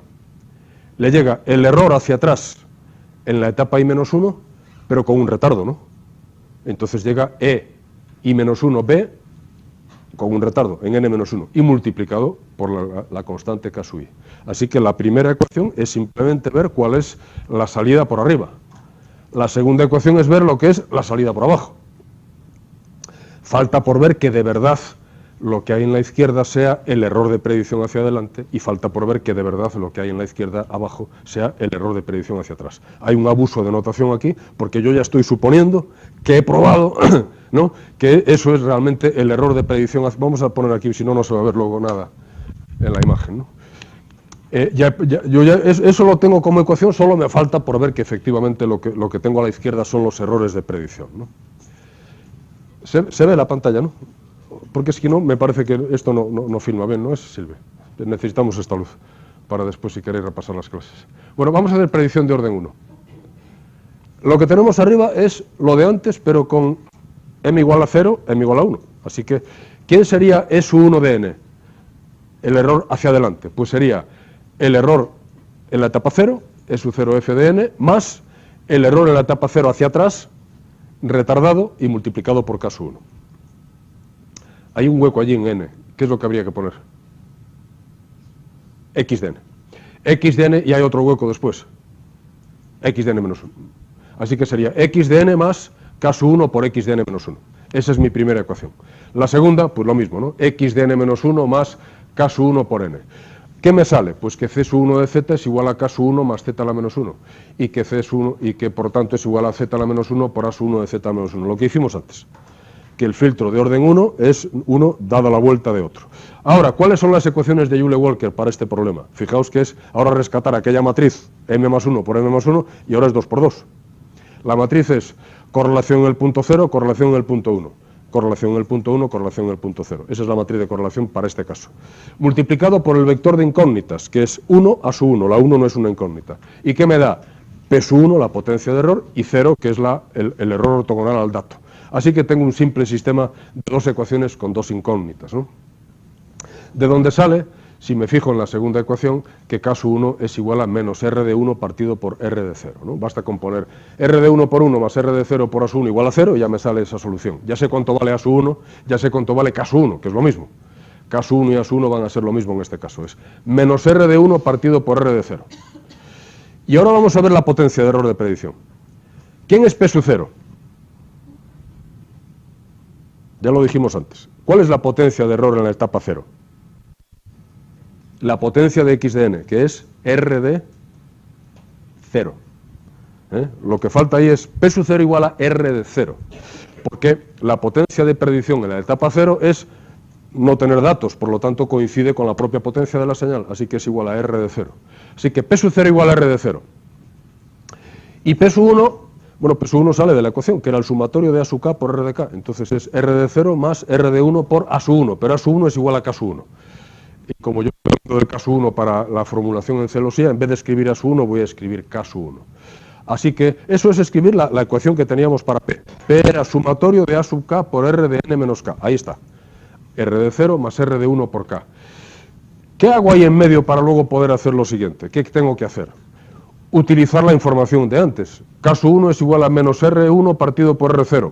Bueno, pues pongámoslo ahí, ¿no? Si K sub 1 es igual a menos R de 1 por R de 0, ¿a quién es igual R de 1? Paso R de 0 al otro miembro multiplicando y el signo menos. Luego R de 1 sería menos K sub 1 por R de 0. Lo ponemos en la ecuación y me quedaría R de 0 más K sub 1 que multiplica a menos K sub 1 por R de 0. Por lo tanto me queda P sub 0 por 1 menos K sub 1 al cuadrado. ¿Lo hacéis? No perdamos, no lo hagáis ahora, lo hacéis. Eso me da P sub 0 por 1 menos K sub 1 al cuadrado. De donde se deduce que el módulo de K sub 1 es menor que 1. ¿Por qué? Esta es la parte que quiero que razonéis. Lo otro es un ejercicio. De donde se deduce que si P sub 1, error, potencia del error de predicción de orden 1, es igual a la potencia del error de predicción de orden 0 multiplicado por 1 menos K sub 1 al cuadrado, forzosamente el módulo de K sub 1 tiene que ser menor que 1. ¿Por qué? Porque no puede salir negativo, ¿no? Porque no puede salir, no hay potencias negativas. Antes dijimos, vamos a evitar el caso igual a 0. Obviamente no hay potencias negativas, o sea que no nos puede dar negativo. Por tanto, el caso 1 tendría que ser menor o igual que 1. Pero como antes hemos dicho, que estamos suponiendo a lo largo de este ejercicio, ¿no?, que la potencia de error de predicción nunca se va a hacer 0, pues hemos supuesto que tampoco puede ser igual a 1. Tiene que ser menor que 1. Y si el módulo de caso 1 es menor que 1, ¿el filtro de predicción lineal hacia adelante es de fase mínima o de fase máxima? ¿Dónde tiene su 0? ¿Dentro o fuera del círculo de unidad? El filtro es 1 más K sub 1 por Z a la menos 1. A sub 1 es igual a K sub 1. 1 más K sub 1 por Z a la menos 1. K sub 1, su módulo es menor que 1. ¿El 0 está dentro o fuera del círculo de unidad? Dentro. Por lo tanto, el filtro es de fase mínima. Así que fijaos cómo en el caso 1 nos sale fácil, ver que el filtro el filtro de error de predicción hacia adelante de etapa 1 es de fase mínima. Y el error de predicción hacia atrás, bueno, ya hemos visto antes, ¿no? Si le damos la vuelta, pasa de fase mínima a fase máxima. El 0 se rebota fuera del círculo unidad, ¿no? En vez de tener un 0 en caso 1, tendríamos en 1 partido por caso 1, se rebota. Bueno, esto era para que se vea que ya hemos dado el primer paso. Hemos conseguido probar que la celosía en la etapa primera cumple lo que deseamos. Lo que va por arriba, error de predicción hacia adelante. Lo que va por abajo, error de predicción hacia atrás. Y el de arriba es fase mínima y el de abajo es fase máxima. Entonces, voy a hacer simplemente la introducción a lo que queda y mañana por la mañana tratamos de probar el resto del argumento, porque ahora yo ya sé que no da para mucho más que introducir lo que viene ahora. Y mañana volveré sobre lo que voy a decir ahora. Esto es el orden 1. Ahora tendríamos que tratar de hablar del orden de pasar de I-1 a I, ¿no? De suponer que todo es cierto para I-1 y probar que entonces también lo es para I. Todo es cierto quiere decir que en la etapa I-1, cuando tengo I-1 coeficientes en la predicción, lo que va por arriba es el coeficiente, bueno, el error de predicción hacia adelante, lo que va por abajo es hacia atrás, el de arriba es de fase mínima, el de abajo es de fase máxima. Supongo que es cierto. Tengo que probar que basándome en eso puedo demostrar que hay un cierto coeficiente caso I que me garantiza que el siguiente paso también es lo mismo. Para preparar esa demostración, primero, fijaos que lo que hacemos es escribir quién es el filtro de predicción hacia adelante, A sub I de Z. Bueno, ahí lo tenemos escrito. Ponemos los coeficientes. Fijaos que ahora necesitamos utilizar coeficientes con subíndice y superíndice. ¿Por qué razón? Porque A sub I, la I me está indicando el orden del filtro y la M me está indicando la posición del coeficiente en el filtro. Tendría A sub I0, A sub I1, A sub I2 hasta A sub I, porque voy a tener en total I más 1 coeficientes. Pero necesito los dos índices para cuando luego empiece a jugar con esos sumatorios. El otro es el filtro de predicción hacia atrás, que antes dijimos que era Z elevado a menos I multiplicado por A sub I en Z a la menos 1. Es decir, los coeficientes dados la vuelta, simplemente, ¿no? Y a ese le llamamos C sub I, de nuevo C sub I M, para indicar que el M va variando desde C sub I0, C sub I1 hasta el último de todos. Bueno, eso es notación. Lo siguiente es algo que deberemos ir recordando para poder probar lo que viene después. Lo primero son las ecuaciones de la celosía. Ya los dimos antes, las volvemos a ver, pero esto hay que llevarlo en mente, ¿no? Estas son las ecuaciones que gobiernan la celosía. Eso es lo que hay, es lo que implementa el filtro en celosía que teníamos antes. ¿Y qué es lo siguiente? Lo siguiente es muy importante. Lo siguiente es muy importante. La potencia de error de predicción en el orden I-1. Vamos a ver cómo se puede calcular la potencia del error de predicción en el orden I-1. La fórmula de arriba la vemos clara. La potencia de error de predicción en el orden I-1, perdón, es esperanza matemática del error por la señal x de n. Lo hicimos antes, ¿no? Porque todo lo demás eran datos y se borraba, la esperanza matemática daba 0. Luego, es lo mismo decir la esperanza matemática del error al cuadrado que la esperanza matemática del error multiplicado por la señal. Lo mismo, exactamente lo mismo. La segunda es la que tenemos que razonar. Si yo quisiera hacer eso mismo, pero en vez de con el error de predicción hacia adelante, lo hiciese con el error de predicción hacia atrás, yo diría, el error de predicción hacia atrás en el orden I-1 multiplicado por todos los retardos, solo me va a quedar uno en pie, que es en donde se calcula el error de predicción hacia atrás.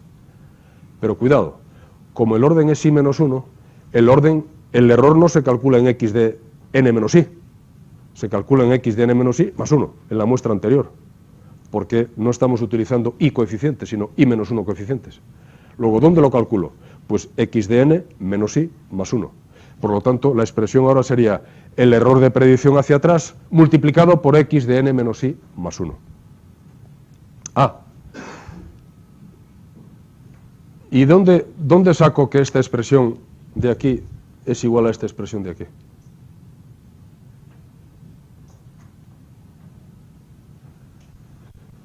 Si la diferencia entre los índices es la misma, no tiene más, son señales estacionarias, por lo tanto, si la diferencia entre el primer índice y el segundo es lo mismo abajo que arriba, es lo mismo. Fijaos arriba, tenemos el error en n por n menos i más 1. Si resto, me queda i menos 1. Abajo, el error en n menos 1 multiplicado por x de n menos i. Si resto, me queda i menos 1. Luego es lo mismo. Esto es una correlación cruzada, ¿no? La correlación cruzada no depende de si se calcula aquí o se calcula aquí, depende solo de la diferencia entre los índices. Luego, la segunda y la tercera serán iguales en tanto en cuanto la diferencia entre los coeficientes sea la misma, arriba y abajo. Bueno, es fácil comprobar que es la misma. Bueno, pero esto lo tenemos que también tener ahí como referencia, porque más adelante haremos uso, y no voy a volver a discutirlo. Oye, hago uso de eso porque ya hemos visto antes que es cierto, ¿no? Volveremos ahí y atraparemos esas expresiones y las usaremos. Entonces, una hoja más y lo dejo. Es preparar el razonamiento. Esto es formular el problema que hemos dicho ahora. Hipótesis de inducción y qué es lo que queremos demostrar. Y entonces, vamos a ver nada más que una cosa, que es esta de aquí. Y volveré sobre esto mañana. Hoy le doy un primer avance y mañana vuelvo sobre ello. Fijaos en la ecuación primera a la izquierda, arriba de todo en la pantalla. Tenemos la expresión de lo que yo he llamado error de predicción hacia adelante de orden i, que no sé si lo es. Yo sé que quiero que sea. Yo quiero que sea el error de predicción hacia adelante de orden i. ¿Cómo puedo yo probar que en lo que está a la izquierda de aquella ecuación es el error de predicción lineal hacia adelante de orden i? Pues tendré que comprobar que es ortogonal a los datos. Tendré que comprobar que es ortogonal a n-1, a x de n-1, a x de n-2, hasta x de n-m. Bueno, menos i, en este caso, ¿no? Hasta x de n-i. Tendré que comprobar eso. Tendría entonces yo que probar que aquella esperanza matemática que tenemos arriba tiene que ser igual a 0 para m bueno, en todos los datos que yo utilice en mi memoria, ¿no? Pero aquí viene lo interesante.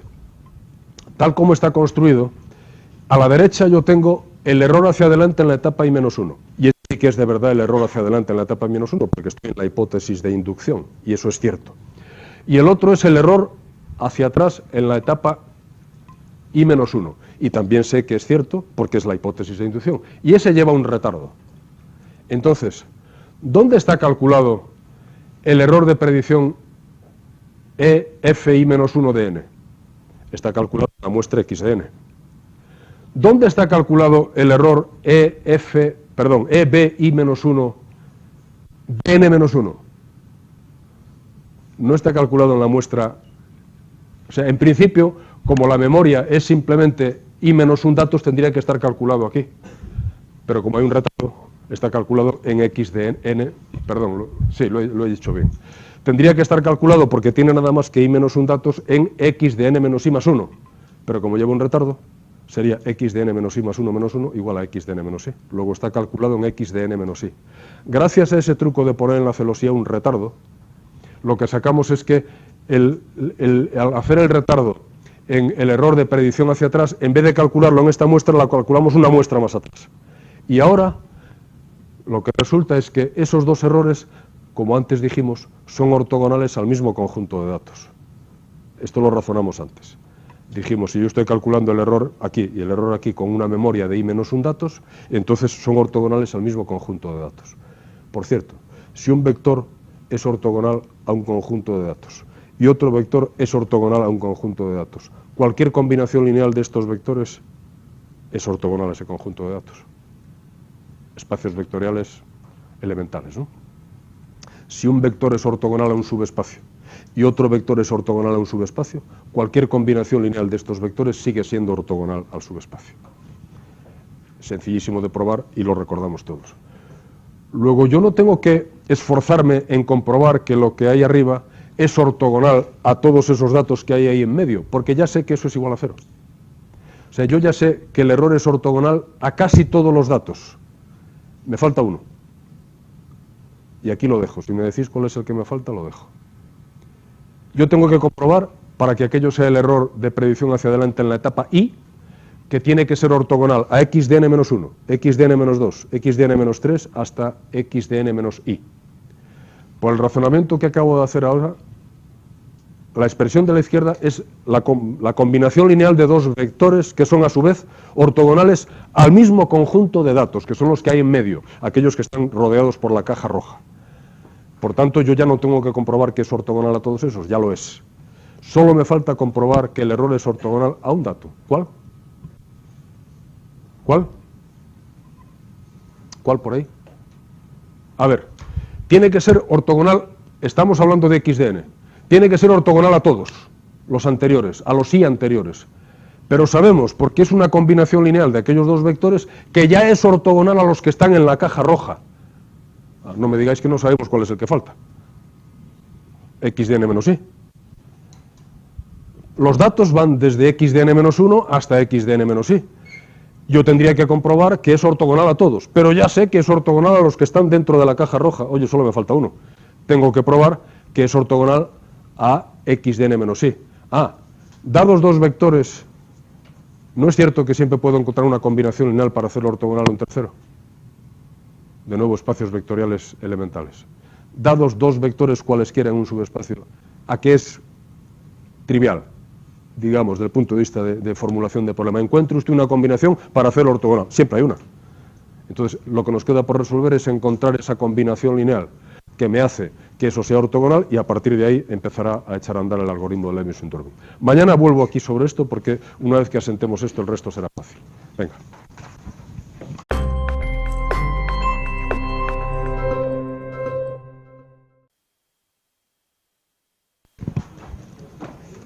Bueno, vamos a empezar hoy con el tema 4, modelado lineal, que es un tema que está conectado íntimamente con el anterior de filtrado lineal, en la primera parte en la que veremos las ecuaciones de Joule-Walker y el algoritmo de Leibniz-Sonderboom para resolver un problema que se conoce como problema de predicción lineal, y veremos también cómo una vez que hayamos resuelto ese problema nos abrirá las puertas para el título del capítulo, que es para el modelado lineal de series temporales o de procesos estocásticos o de señales aleatorias, que a su vez nos permite hacer análisis espectral que ya no se llama clásico como el ligado al periodograma, sino que se llama análisis espectral paramétrico.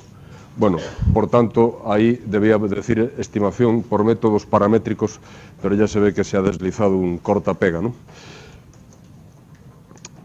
El problema de predicción lineal, si recordáis cuando hablamos del filtro de Wiener, era una de las posibles formulaciones de un problema en el cual la solución venía dada por el filtro de Wiener. En el problema de predicción lineal, bueno, esto después lo comento. Volvemos atrás luego en la página anterior. En el problema de predicción lineal tenemos que la secuencia que entra al filtro de Wiener es la señal con un retardo y la referencia es la propia señal. Entonces, lo que se busca es que el filtro minimice el error que viene siendo la predicción que yo puedo hacer acerca de cuánto va a tomar de valor la señal x de n en el instante n y el verdadero valor de la señal en el instante n. Por eso, el error en este caso hace todo referencia a la señal x de n. No es como en otro caso que había una d por un lado, una u. Aquí no hace falta d y u, porque la d y la u es la misma. La referencia de dn es x de n. La u de n es x de n menos 1. Por tanto, toda la formulación de este problema está ligada exclusivamente a la señal x de n. Y el error en este caso sería tan simple como decir que es la señal menos la predicción que hacemos acerca de la señal. Llamamos predicción porque está basada en las m muestras anteriores y hago una cierta combinación lineal de esas muestras y trato de acercarme al valor de la señal en el instante n. Lógicamente, eso es lo que llamamos predicción, ¿no? ¿Qué puede usted predecir acerca de la señal en el instante n? Pues el sumatorio de x de k por x de n menos k.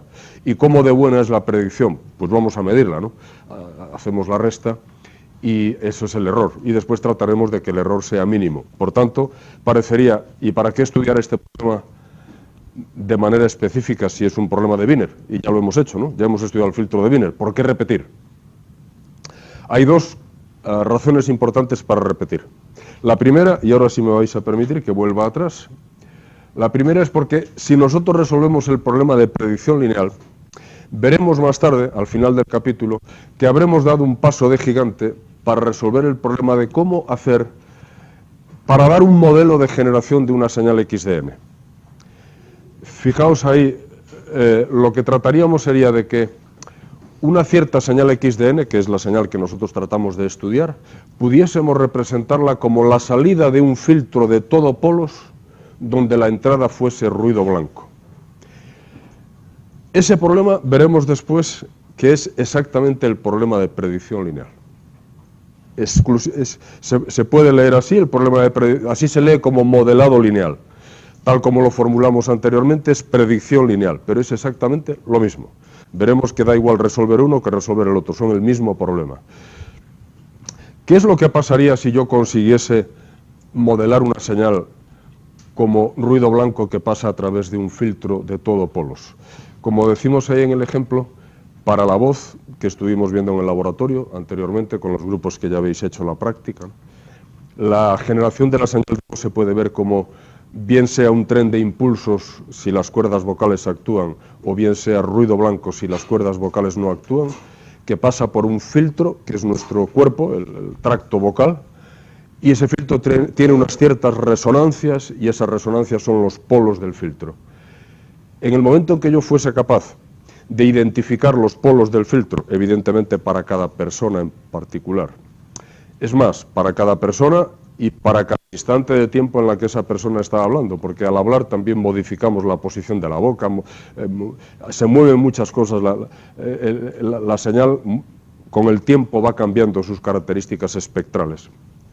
En todo caso, si durante un tiempo corto, en el que yo supongo que la señal es estacionaria, 20, 30 milisegundos, yo soy capaz de capturar el espectro de la señal, soy capaz, por tanto, de modelar la señal, a lo mejor podría utilizar esta información para, en vez de transmitir la señal, transmitir el modelo. Veremos al final del capítulo cómo esto lo podemos hacer y se convierte en una herramienta de compresión de voz que se conoce como vocoder LPC y que puede transmitir la voz humana incluso hasta 2,4 kilobits por segundo, que son muy pocos. Pero es una forma inteligente de ahorrar bits. No se trata de quitarle bits a todas las muestras, sino de hacer un modelo para la señal. En vez de enviar la señal, se envía el modelo y el modelo ocupa menos que la señal. Por lo tanto, somos capaces de comprimirlo. Y luego le toca al receptor volver a reconstruir la señal. A partir del modelo, lo que tendrá que hacer, ya lo veremos después más adelante, es generar los impulsos que habían salido de las cuerdas vocales, o generar simplemente una secuencia de ruido blanco, hacerla pasar por el filtro de todo polos, que es lo que le vamos a transmitir, y sale algo que se parece mucho a la voz, no nos suena como la voz humana, pero si el propósito es entenderse, es suficiente. Y si hay aplicaciones en las cuales tuviésemos pocos bits por segundo para transmitir, eso sería un buen esquema de transmisión. Bueno, esta es una de las razones, el modelar la señal. Decía, ¿para qué estudiar este problema si ya lo hemos analizado con el filtro de Wiener? La segunda razón es que veremos a lo largo del capítulo cómo, en este caso, el problema es atacable de una manera más rápida que en un caso genérico. Admite un algoritmo que se llama el algoritmo de Levinson, porque esta fue la persona que lo desarrolló, que hace que en vez de ser de orden n cubo operaciones pase a ser de orden n cuadrado operaciones. Y es muy simple, es un algoritmo recursivo, lo veremos en el capítulo, lo veremos después en el laboratorio, es muy simple de programar y nos pasa intuitivo que lo habitual. O sea que no es ya como a veces pues simplemente escribir las cosas y salen. Ahora habrá en algún caso que escribir las cosas, pensar y a lo mejor con un poco de suerte salen. Vamos a empezar a formular primero el problema poco a poco, esto como una cebolla, la primera capa, la segunda, la tercera, vamos a hacerlo de manera que nos podamos ir siguiendo todos los pasos de cómo se resuelve la predicción lineal. Primero, sentemos los conceptos que ya habíamos empezado antes. Este es un problema de Wiener, por lo tanto tiene una formulación de Wiener, donde la entrada del filtro es la señal retardada, XDN-1, donde el filtro HDN es el filtro de Wiener objetivo, pero coincide también con los coeficientes de la predicción lineal, con los coeficientes con los que yo voy a tratar de predecir la señal. La señal de referencia, como antes indicamos, la DDN para nuestro problema es XDN, es la propia señal. Y lo que medimos, el error que medimos es Fijaos que estamos haciendo predicción hacia adelante, ¿no? Todavía no hay nada que lo indique ahí, pero estoy prediciendo desde atrás hacia adelante, siguiendo la flecha natural del tiempo, ¿no? Tomando las muestras anteriores, yo estoy tratando de dar un valor para x de n, un estimador para x de n, si queréis verlo así. ¿Cuál es el estimador para x de n? Pues es el sumatorio de h de k por x de n menos k, donde k varía desde 1 hasta m, siendo m la longitud de nuestro filtro, ¿no? de predicción. Y el error pues es restar simplemente la predicción de la señal. Así formulado, pues inmediatamente podemos plantear cuáles son las ecuaciones que habíamos hecho en el filtrado de Wiener, las ecuaciones de Wiener-Hopf. Pues es matriz de correlación multiplicado por h igual a vector de correlación, donde la matriz de correlación es la matriz de correlación de U, y donde R pequeña era la correlación que habíamos llamado R de U, que en este caso D es X de N, U es X de N menos 1, con lo cual todo es mucho más fácil, porque las expresiones teóricas en este caso tienen muy poca dificultad. Fijaos, ¿quién sería RU de M? Sería la esperanza matemática de U de N por U de N menos M, pero como U es X de N menos 1, me queda esperanza matemática de X de N menos 1 por X de N menos 1 menos M, pero eso es lo mismo que decir R de M, permite resolver el problema de predicción lineal.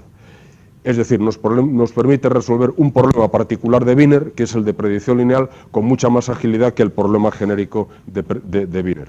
Por eso lo estudiamos como un caso particular. Además de eso, y como colateralmente veremos también que al estudiar la predicción lineal, vamos a poder entender un poco mejor un tipo de filtros que se llaman filtros en celosía, que no sé si habéis visto alguna vez antes de llegar a este curso, pero que son filtros que no se implementan como cascada de los tipos habituales de filtros, sino que ya, como veremos más tarde, hay como dos filtros combinados, una señal viaja por la parte superior, otra por la inferior, y se va cruzando la información de la una a la otra, ¿no? Este tipo de filtros tiene ciertas propiedades. Lo veréis también en los capítulos siguientes cuando analicéis qué pasa cuando tenemos precisión finita y tenemos un filtro en celosía. Veréis que es muy interesante la utilización de la celosía y veréis cómo al estudiar la predicción lineal hay un encaje perfecto entre el filtrado en celosía y el problema de predicción lineal. Digo todo esto como introducción, uno, porque hay que motivar este problema suficientemente, porque es un problema difícil, y porque esto no es un asunto trivial. A partir de ahora, yo comento todos los años, esto es como en el ciclismo cuando empiezas el puerto de montaña de verdad. Este es el puerto de montaña. Vamos a empezar poco a poco, pero en algún momento las pendientes van a ser del 8, del 9 y del 10% como las que pasan los ciclistas. Bueno, en ese caso, cuando lleguemos a la parte más difícil, yo lo que espero siempre con este tema es que nadie se desconecte. Si en algún momento perdéis, la matemática os hace perder un poco la visión del problema, no pasa nada. Tratad de reenganchar un poco más tarde, porque lo más interesante es ver conjuntamente la solución que se va a aportar. No es imprescindible entender absolutamente todos los pasos. Yo voy a intentar que lo entendáis todo, pero si no se consigue entender absolutamente todo, tampoco pasa nada. Pero lo que no se puede es perder la visión de lo que se está haciendo. Voy a intentar entonces llevar este problema haciendo las matemáticas precisas, pero manteniendo siempre los objetivos de lo que se trata de hacer para que no perdamos la perspectiva. Ahora, hay que hacer algunas matemáticas y hay que hacer algunos razonamientos que son de tipo un poco más